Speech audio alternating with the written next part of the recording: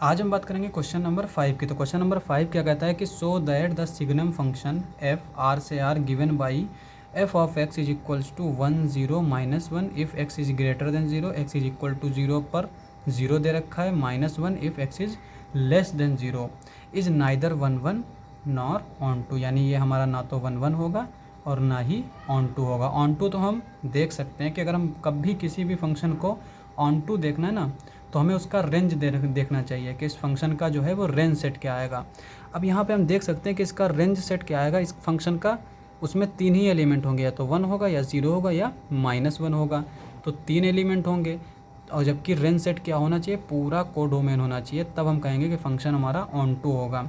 और जबकि 3 ही एलिमेंट है और जबकि इसमें अनकाउंटेबल एलिमेंट्स हैं, तो ये हमारा फंक्शन ऑन टू नहीं हो सकता। ठीक है, तो इस तरह से हम इसका ऑन टूनेस देख के ही हमें पता चल जाता है। जैसे हमने क्वेश्चन नंबर 4 में बताया था कि मॉड एक्स हमेशा पॉजिटिव नंबर्स आते हैं, तो यहाँ पे भी इसका रेंज सेट नहीं हो, रेंज सेट हमारा पूरा आर नहीं होगा, तो ये हमारा ऑन टू नहीं होगा।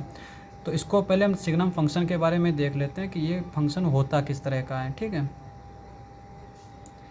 अब देखो, जब हमने मॉड फंक्शन पढ़ा था तो मॉड फंक्शन हमारा क्या था, F of X is equals to mod X, और ये एक्स होता था, -x होता था, x greater than equals to 0, x less than strictly less than 0, ये हमारा मॉड फंक्शन होता था। अब अगर हम देखो यहाँ पे इसको x से अगर हम डिवाइड कर दें, तो ये हमारा क्या हो जाएगा, mod x upon x is equals to, यहाँ पे ये क्या हो जाएगा, x upon x minus x upon x. x is greater than equals to 0, x is less than 0। अब देखो x हमारा क्या है, वेरिएबल है, तो हम डायरेक्ट इसको नहीं काट सकते। हम कभी भी अगर कोई भी x अपॉन एक्स या y अपॉन वाई अगर ये एज अ वेरिएबल दे रखे हों, जहाँ पर वेरिएबल का मतलब क्या, वेरी कर रहे हो, यानी आर्बिट्रेरी रियल नंबर का कोई भी एलिमेंट हो, तो इसको हम कभी भी काट के 1 नहीं लिख सकते जब तक कि हमें पता ना हो कि x और y हमारे नॉन जीरो हैं, है ना। तो यहाँ पे भी हम इसको डायरेक्ट काट नहीं सकते। अब देखो यहाँ पे ये हमारा क्या है, इसको तो हम काट सकते हैं, ये हमें कन्फर्म है कि ये निगेटिव है, तो ये हमारा -1 आ जाएगा यहाँ पे। अब यहाँ पे देखो x निगेटिव पे तो आ गया, तो 0 पे तो हमारा डिफाइन नहीं होगा क्योंकि ये 0/0 फंक्शन हो जाएगा। तो हम क्या करेंगे, x स्ट्रिक्टली ग्रेटर देन 0 है, इस पर हम 1 ले लेते हैं। अब बचा 0, x इज इक्वल्स टू 0, तो x इज इक्वल्स टू 0 पे जो है हमने क्या ले लिया, इसको 0 ले लिया। ठीक है, तो सिग्नम फंक्शन कुछ नहीं होता, जबकि मॉड फंक्शन को हम x से डिवाइड कर देते हैं, बस इतना सा होता है सिग्नम फंक्शन। और इसको हम कभी कभी इस तरह से भी लिखते हैं, f of x mod x upon x और 0, x not 0, x equal to 0। ठीक है, इस तरह से भी लिखते हैं, जहाँ पर मॉड फंक्शन की हम प्रॉपर्टी इस तरह की यूज़ करते हैं। ठीक है, लेकिन क्वेश्चन में हमें इस तरह का दे रखा है, तो हम इसी को लेके चलेंगे।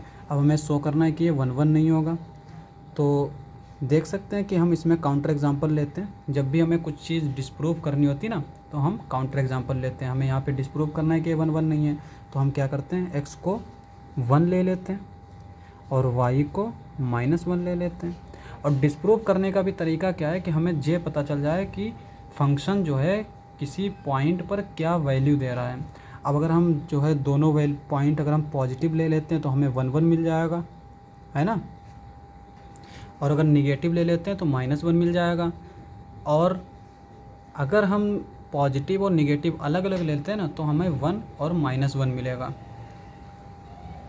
तो उन पॉइंट्स पे फंक्शन की वैल्यू सेम नहीं होगी। जैसे अगर हमने यहाँ पे x 1 लिया है, y -1 लिया है, तो f ऑफ x हमारा क्या आ जाएगा, 1 आ जाएगा, जबकि f ऑफ -1 क्या आ जाएगा हमारा, f ऑफ 1 1 आ जाएगा, f ऑफ -1 -1 आ जाएगा। इसी तरह से अगर हम 2 ले लेते या फिर यहाँ पे हम -3 कुछ भी ले लेते, तो ये f ऑफ 2 हमारा 1 आता, f ऑफ -3 जो है वो हमारा -1 आता। अब यहाँ पे फंक्शन की वैल्यू सेम नहीं है, तो हम 1 1 डिस्प्रूव कैसे करेंगे। तो कभी भी डिस्प्रूव करना है ना, तो उसमें भी पॉइंट हमें ऐसे चूज़ करने चाहिए जिस पे फंक्शन की वैल्यू कम से कम सेम हो। ठीक है, और वो पॉइंट्स क्या हों, डिफरेंट हों। तो यहाँ पे हम जो चूज़ करेंगे तो वो लेंगे x is equals to y 1, y is equals to 2, दोनों पॉजिटिव लेंगे या फिर दोनों नेगेटिव लेंगे। इस पे क्या है, f ऑफ 1 पे हमें मिल जाएगा 1, और f ऑफ 2 पे भी हमें क्या मिल जाएगा, 2। तो यहाँ से हम देख सकते हैं कि f1 is equals to f of 2 but 1 is not equals to 2। ठीक है, this implies that f is not 1 1। तो इसको हम इस तरह से देख सकते हैं कि ये फंक्शन हमारा 1 1 नहीं होगा। अब ऑन टू की बात कर लेते हैं।